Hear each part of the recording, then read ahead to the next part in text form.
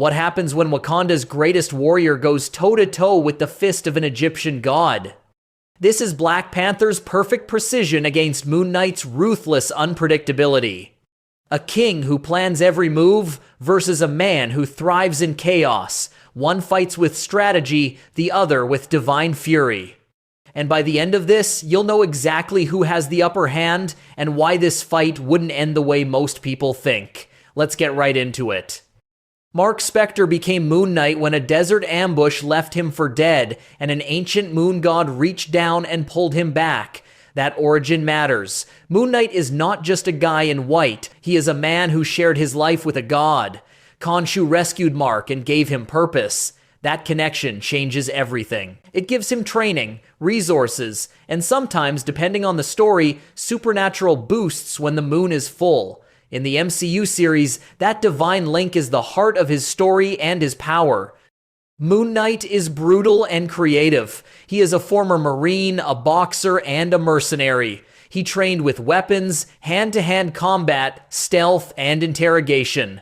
He uses crescent darts, truncheons, a gliding cape, and a variety of improvised gadgets. Those tools make him adaptable. But his real wildcard is Khonshu. In many comic runs, Khonshu can amplify Marc's strength and healing according to the lunar cycle, or even grant other supernatural effects. Those shifts make fighting Moon Knight unpredictable. One night, he's a street-level bruiser. On another night, he might be closer to a demigod.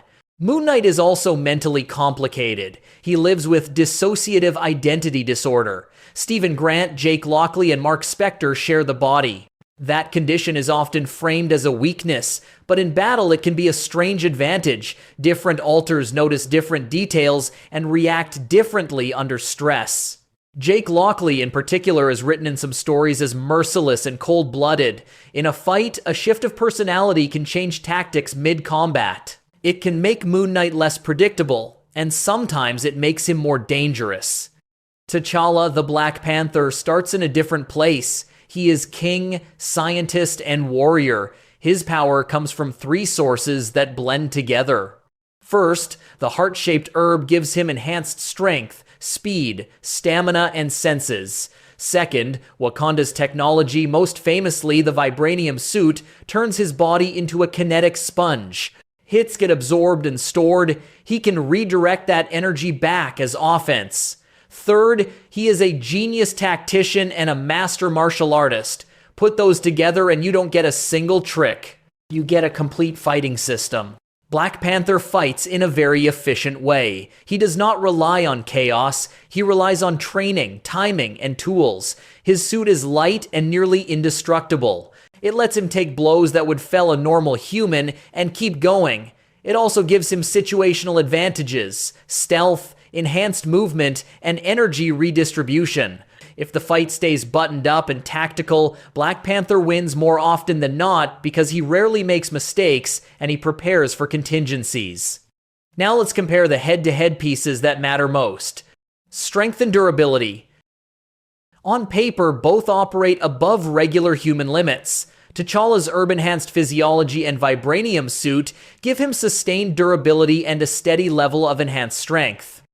He was able to subdue a 3,000 pounds as well as 5-ton black rhinoceros. At one time, he tossed a fully grown man with one arm, tore through a thin wall with just one hand, and wrestled a 20-foot-long crocodile. Moon Knight's strength has been written variably. Sometimes it's normal peak human, and in other stories, Khonshu increases it with the moon. His strength is particularly greatest under the moonlight, and when he accesses more of it, he's capable of lifting 2 tons under the full moon. His strength allows him to perform incredible feats like bending steel bars and tangling with supernatural creatures. Comparing their strength and durability, Black Panther is the safer bet. He takes hits and stays reliably operational. Moon Knight, on the other hand, can spike into higher strength, but those spikes are situational and unreliable. Speed and reflexes. Both superheroes are very fast. T'Challa's reflexes are described as cat-like, trained, precise, and perfect for defense and counters. Moon Knight's military and mercenary background gives him ruthless reflexes in close quarters, and Khonshu's influence can sharpen those reflexes unpredictably. In a pure reflex contest, Black Panther's training and predictability edges out Moon Knight's variability, unless Khonshu intervenes. If Khonshu should intervene, that could turn the battle in favor of Moon Knight. Skill and tactics. This is where T'Challa often wins. He is a strategist with experience as a king and avenger. He prepares for fights, studies opponents, and uses environment and tech to control engagements. Moon Knight is tactical and savage, especially in urban and nighttime ambushes. He improvises and thinks like an undercover operative. If Moon Knight can bait T'Challa into close quarters chaos, he can score hits. If T'Challa controls distance and uses his suit's advantages, Moon Knight struggles. While Moon Knight is intelligent in his own right, he is incapable of matching some of Marvel's geniuses like Bruce Banner and Tony Stark. However, his intelligence deserves some recognition. One thing that plagues Moon Knight, however, is insanity. After he was resurrected by Khonshu, he develops several personalities battling for control in his mind. He hears voices and sees hallucinations. This does aid him during his vigilante work, allowing him to be fearless and brutal, just like the Bat, though at times this can be hard for him to grapple with. T'Challa, on the other hand, has an incredibly intellectual mind that's at par with some of the smartest characters in the Marvel Universe. He was smart enough to design his suit, the Panther Habit, using Vibranium, which is no mean feat. In fact, he's said to be the 6th smartest person on Earth, 616. He's a gifted engineer, helping Wakanda develop into a technological superpower. Tech and tools. Wakanda is famous for having the largest vibranium deposit on the planet. Vibranium is one of the strongest materials in the world, and Wakanda uses vibranium to develop some of the most powerful and refined technology in the world. Thing is, most of Black Panther's gear is made out of vibranium, which further adds to his heart-shaped herb-enhanced physiology. His vibranium suit is capable of absorbing massive amounts of energy. He can literally convert punches to power. On the other hand, Moon Knight uses all kinds of technology. Some versions of his suit are made from a material called carbonadium, which could disrupt the healing factor of other beings. Even Wolverine couldn't heal from carbonadium. Moon Knight's most famous suit is, however, made out of adamantium. You might be familiar with this metal since it's strongest in Marvel Universe, and Wolverine's claws are coated with it.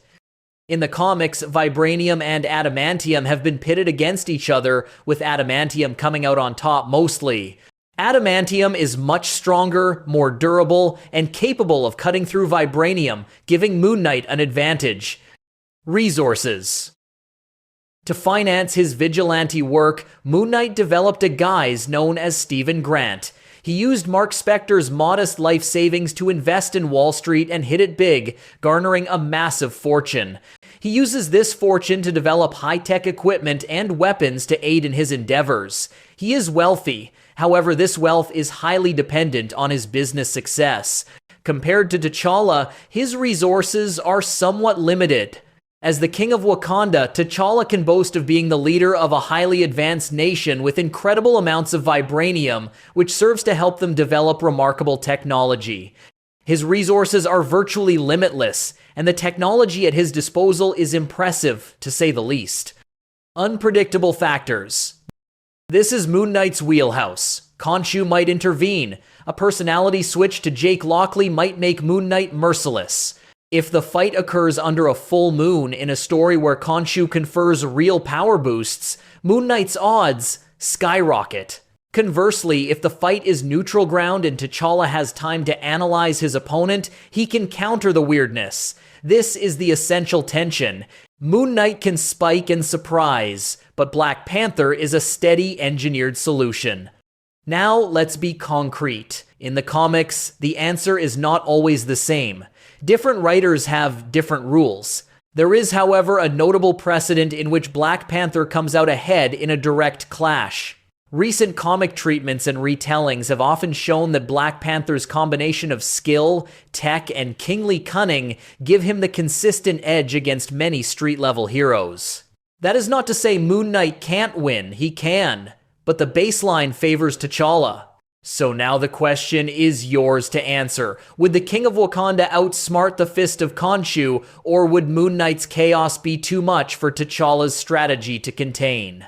Drop your verdict in the comments and tell me exactly why you're choosing your winner. If you enjoyed this breakdown and want more matchups like this, make sure to hit that like button, subscribe, and turn on notifications so you never miss our next videos.